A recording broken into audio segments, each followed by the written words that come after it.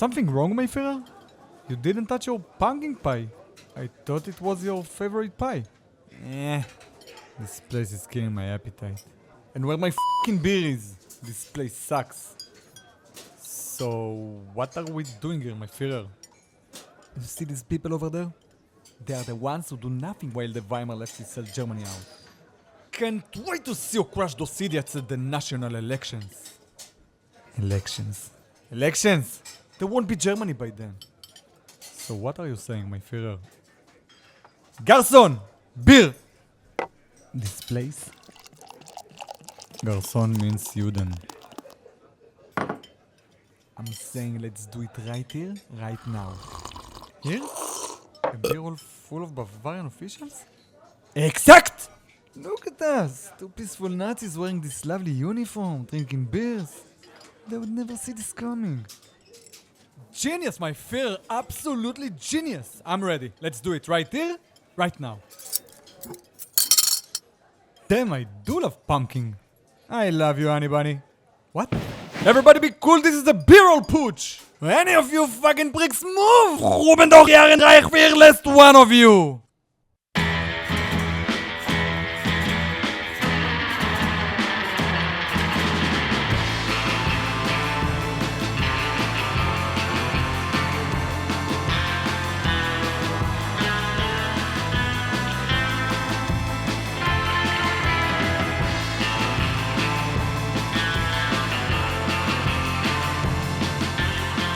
Germany.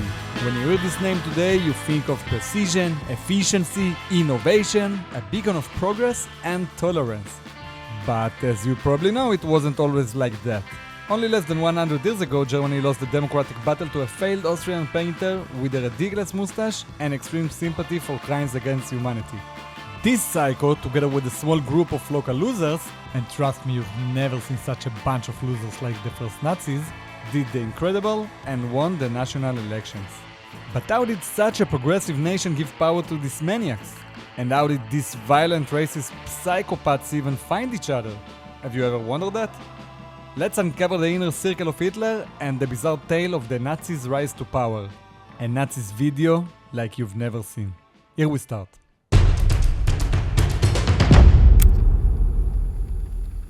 June 28, 1919, the day World War I officially ended. But don't get too excited, huh? According to sketcHistory, which is me, it was also the first day of pre-World War II.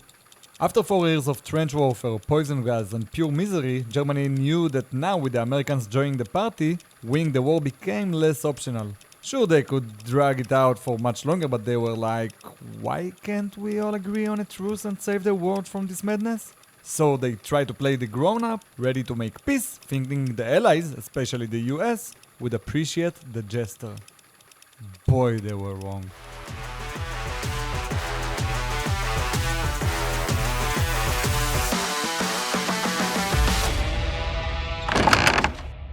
What's up, guys? Hell of a war, huh? France? Didn't know you had it in you. You badass. Britain! Top-notch Navy, mate! And you, America? Without you, these two clowns here would have to split a bill on their own. Alright, let's get this over with. Give it to me. What's the damage? But be nice, huh? Guess you don't want another round. Let's just settle this up and move on. Yeah, sure, buddy. Whatever. Just give France a second to wrap things up here, okay?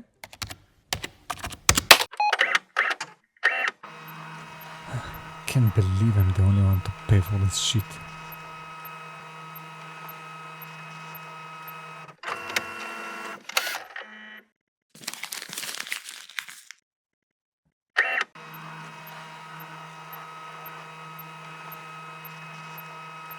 Yep, that's exactly how it was.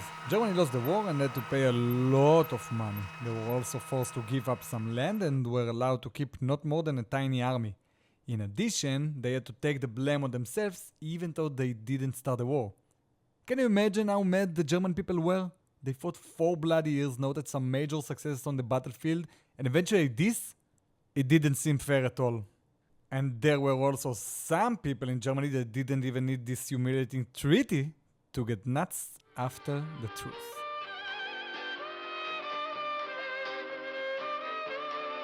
The one and only, Moishe Goldstein. Shalom Aleichem. Danke very much, Moishe. And now from a hopeful song to some hopeful news. The Ministry of Defense confirms that an armistice has been declared. All military operations have ceased and must be ceased immediately. Eil! Gensar der Macht!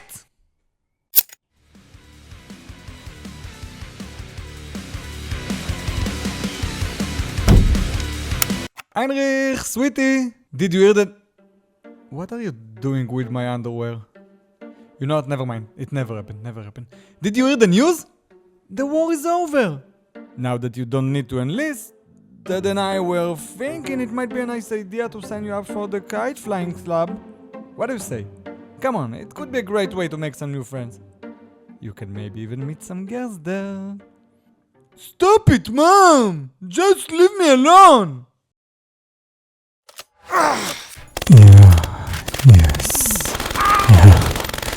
Yes.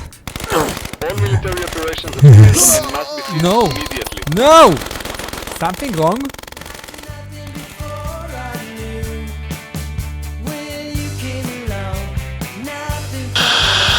All military operations have ceased and must be ceased immediately. Motherfuckers!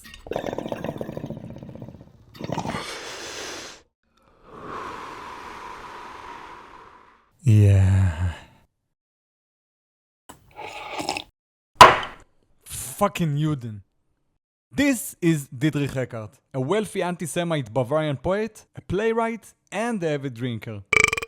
Dietrich was part of the Thule Society, a cult obsessed with the supreme race. In short, he believed his ancestors were some Aryan superhumans from Atlantis. And I'm not joking, Google it. But above all, Eckart was a grumpy, frustrated nationalist who felt humiliated by the Treaty of Versailles, similar to many other Germans.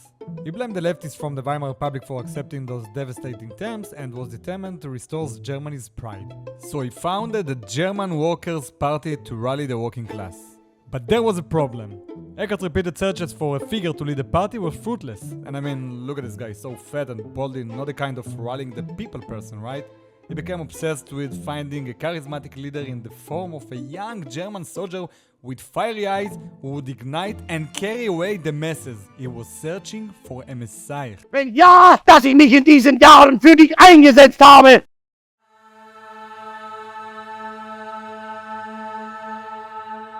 You realize what you just saw now. I mean, yeah, you saw Hitler, obviously, but do you get what an historic moment that was? Just imagine if that fat drunk took a 10-minute dump and missed Hitler's speech. History would have been completely different. And so would Rudolf Hess' love life, as he literally fell in love with Hitler. He went home that night and couldn't stop raving to his girlfriend about his new love. And he's so charismatic and he has fire in his eyes. Yo, you must see him. You must know him. So fuck Hitler! And now with Hitler by his side, Eckart was ready to put his plan into action, make Germany great again. First step, rebranding.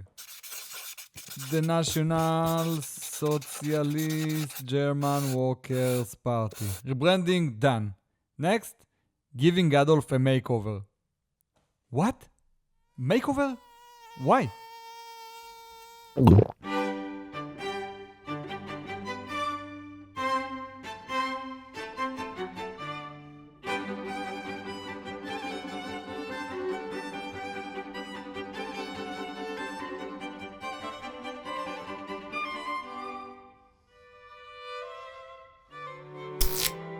Makeover done. Third step, anyone? Yes, I got it. 3! Gensar der Macht, Juden von Armeit, schnell! Amazing, exactly, I couldn't describe it better. Fighter pilot, World 1 hero, Blue Max Award, 22 enemy planes shut down. Very impressive, Mr. Goering. I'm sure it will be a great contribution to the party. Just one small thing, we do drug tests from time to time. Assume you have no problem with that? World 1 hero, a captain, well connected in the army. Very impressive, Mr. Rom. I'm sure you will be a great contribution to the party. just one small thing, we do not accept Jews and gays. I assume you don't have any Jewish blood?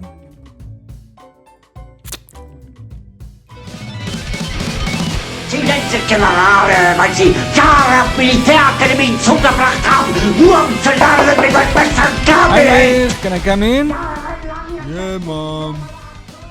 Are you sure, honey? We are all dressed there? Stop it, Mom! I said yes! Why won't you join me and Daddy in the living room? We can play Battleship. I know you like it. No, I need to go.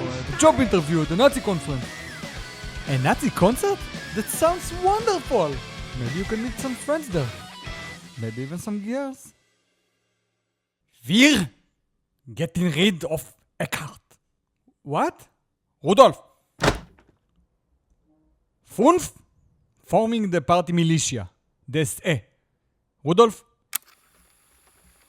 Okay guys, listen. Great days ahead. The economy is crushed. People are starving. Things have never been better. The soldiers are coming back from the fronts. They have no jobs, no future. Hyperinflation is all around. That's wonderful!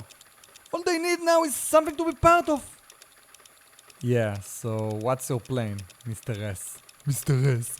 Pay them, arm them, and bullshit them with racist propaganda.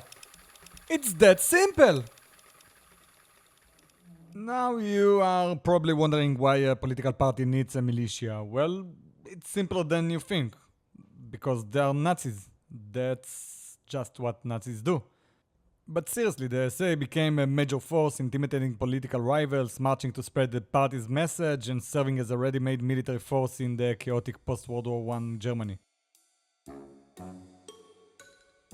Gute Morgen, 1, Polizei 78, gute Nacht, schnell! But before we start, I would like each one of us to quickly present himself. I will start with myself. My name is Adolf Hitler, chairman of the party, 31 years old, looks 20. And outside the office, there is nothing I love more than painting. So talented. Love it. Herman? Me? Herman Goering, head of the SA, 27 years old, and outside the office? Oh, outside the office there is nothing I love more than inviting a good-looking prostitute lining up 3 rails of on her and then until it gets totally Whoa! Okay, thank you, Herman. Not detailed at all. Rom? Ernest Rom, the one and only, yes, thank you. As a recruiter and arms specialist, 33 years old. And after office, just staying home, changing into something comfy, opening a bottle of wine, and waiting for my Jorgen to Thank you, Ernest. You know what, let me take it from here. Last but not least, our wonder kid, only 20 years old, SS co-founder, and there is nothing he loves more than crashing a bar mitzvah with his Jewish friends. Good one, my Führer. Loser. Okay guys, let's move on. First item on the agenda today. Do we take the long democratic road or follow Mussolini's lead with the military coup? Who's for the coup? Totally coup. Alright then, looks like we are done here. Rudolf, anything else? Yes, my Führer. The surprise. Oh, right, you are the best, Rudolf. So, before we are going to overthrow the government, we have a special surprise for you. We have brought in someone to enlighten us about our roots, our legacy, our destiny as the Aryan race, and where we are headed. Please welcome the world-renowned Aryan race researcher, Dr. Otto von Schnitzel-Upereles!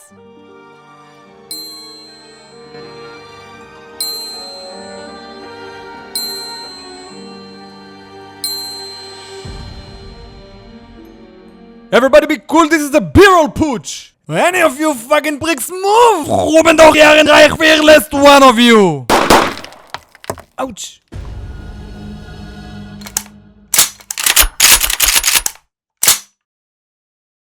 Aktionen unterhindert.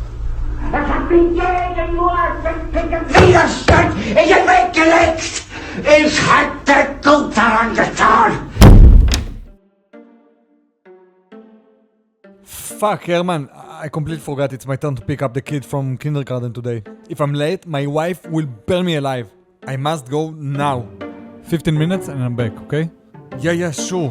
Go. Burn people alive. So barbaric.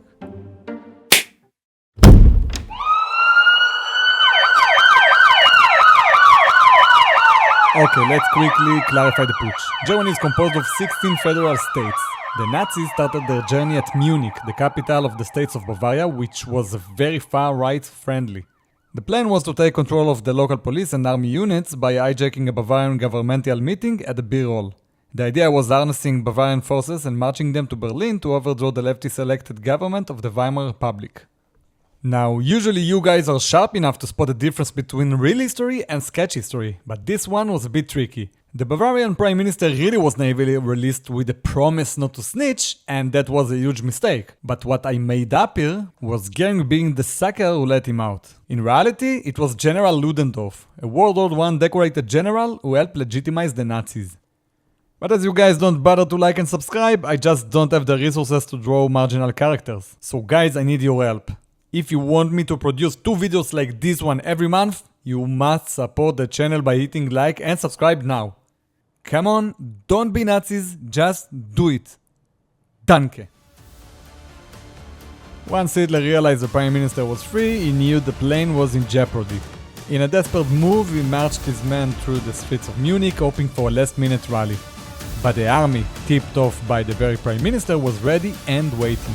A shootout erupted, Hitler got lucky and survived, Goering got severely injured, and 60 Nazis didn't make it out. Hitler's inner circle dissolved. Goering fled to Austria for treatment and then ended up addicted to morphine and a bunch of other drugs. Himmler, not yet important enough to get arrested, had to return humiliated to his parents' house. Röhm was arrested for a very short period and then released with a suspended sentence only. Oh. And Hitler, together with us, was sentenced to a short period behind pretty cozy bars. Now I know it doesn't make sense that Hitler got only a few months considering the severity of his actions. But as always, Hitler's silver tongue worked its magic on the judges, who just so happened to hold some pretty deep right-wing views. During those 9 months in prison, he did some thinking and figured that in order to seize power, there are some changes to be made. So he chose a new path. Once released, he will lead the party to power through democratic means only. On top of that, with the help of his loyal sidekick Rudolf Hess, he wrote his prophetic book that was basically just a pile of nonsensical anti-Semitic garbage known as Mein Kampf.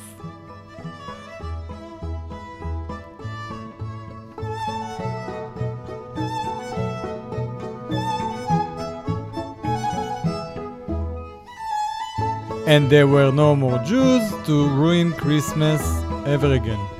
The end. So Hitler got out of jail after just 9 months. Sure, he was more famous in Germany and even around the world, but outside, it was totally irrelevant. And no one was waiting for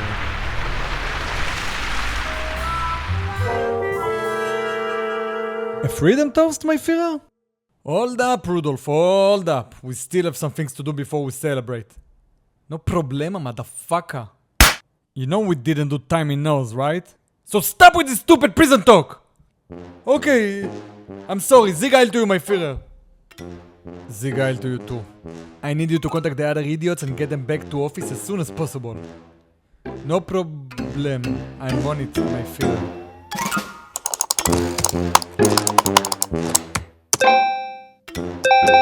Done, my Führer. They will get back to office tomorrow morning.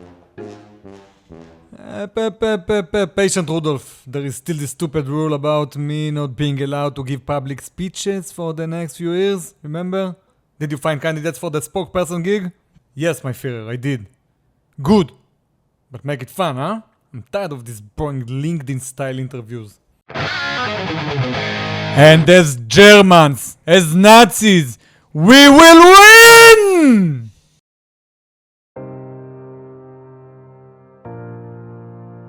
Oh, sweetie.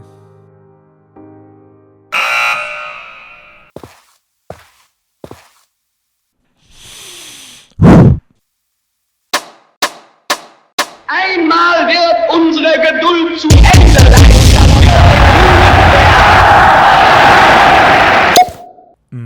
Shall we, my Führer? Patience, Rudolf, patience! What about an economic crisis to stir up the streets a little bit? Did you take care of it? I'm afraid not, my Führer. The economy is booming. People are living the Weimaric dream out there. Here, take a look. I see. C'est catastrophe! Make that stop. Start a panic.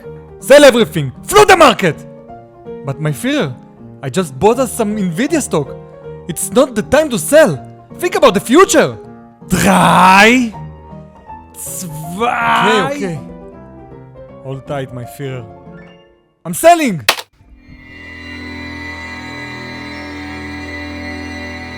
So yeah, what you just saw was the 1929 Wall Street crash, but we will get to that later.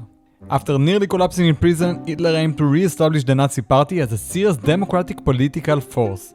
He got a gang back together and they got to work. The Nazi Party began functioning like a real political entity, building institutions and pushing for prominence in German politics. By the May 1928 election, the party was ready. Ernest Röhm led the SA, creating a massive private army that at its peak had hundreds of thousands of armed bullies patrolling the streets and intimidating opponents.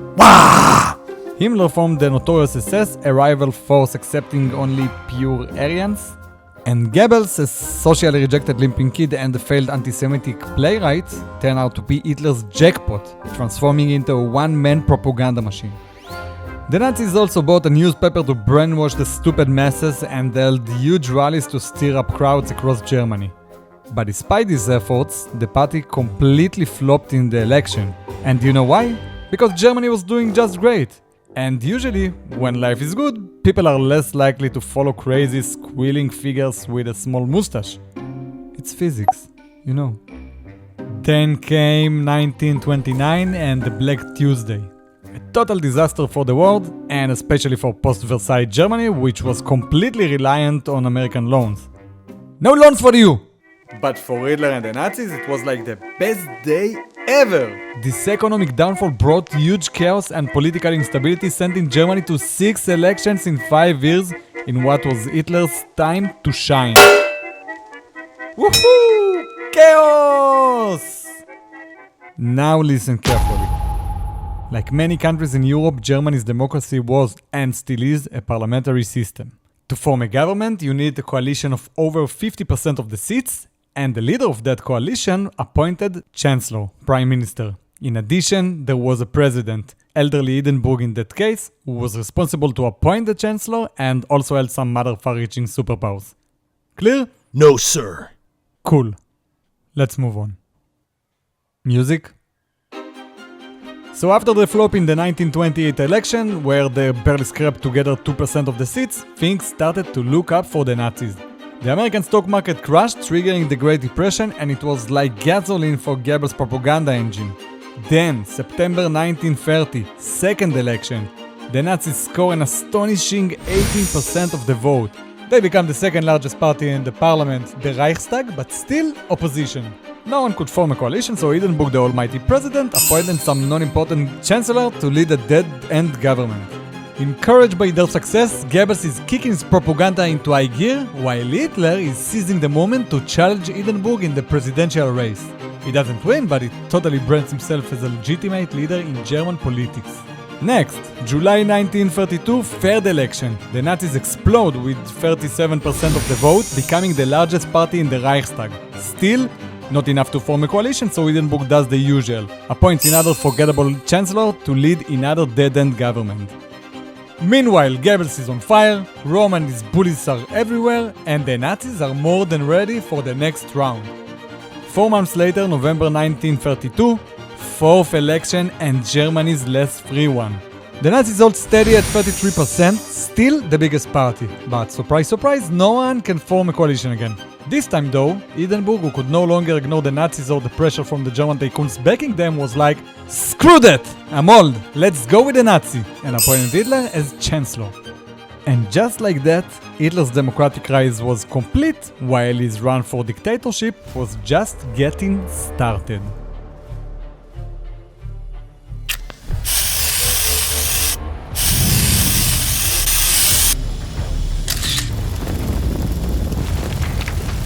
And Goebbels?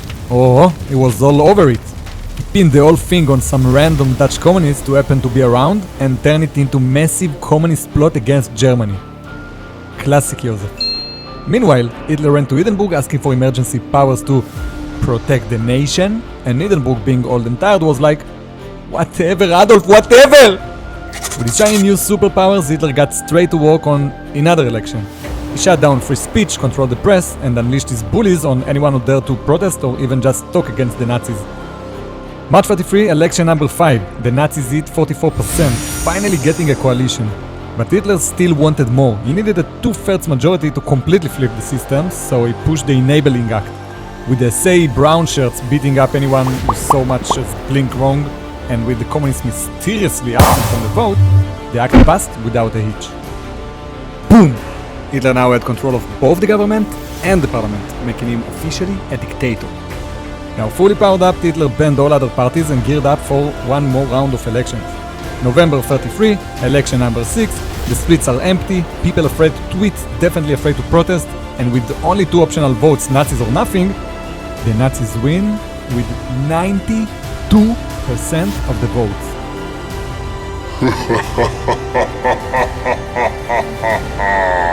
9 months later, old Hindenburg dies, and instead of dealing with the hassle of going presidential election, Hitler combined president and chancellor into one role, declaring himself the supreme leader of Germany, declaring himself Führer.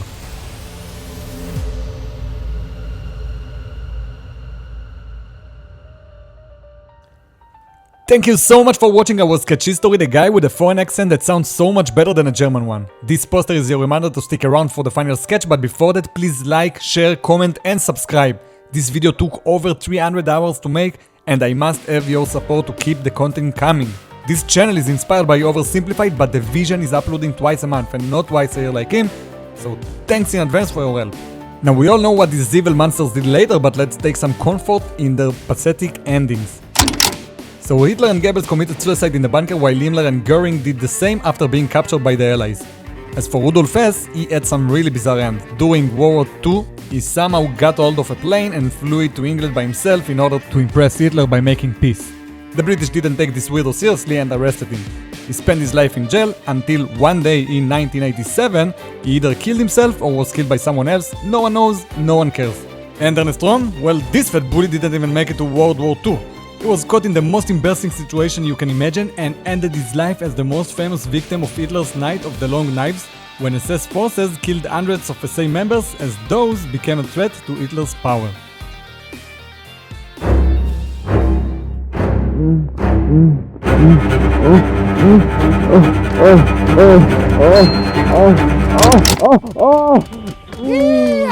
Let me take care of him for you, my Führer.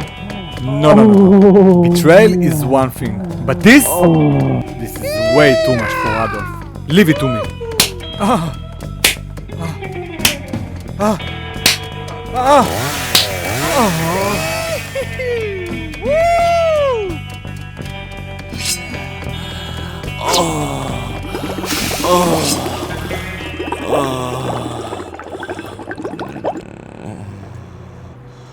Come on, Eva. We need to go! Schnell! What's the rush? Is everything well? Just come on, baby! No questions! We need to go! Okay, Adolf, but where did you get these rollerblades? These are not rollerblades, baby. They are roller skates. Come on, let's go. Whose roller skates are these? Rome's. Who is Rome? Rome is Chrome, baby. Rome is Chrome.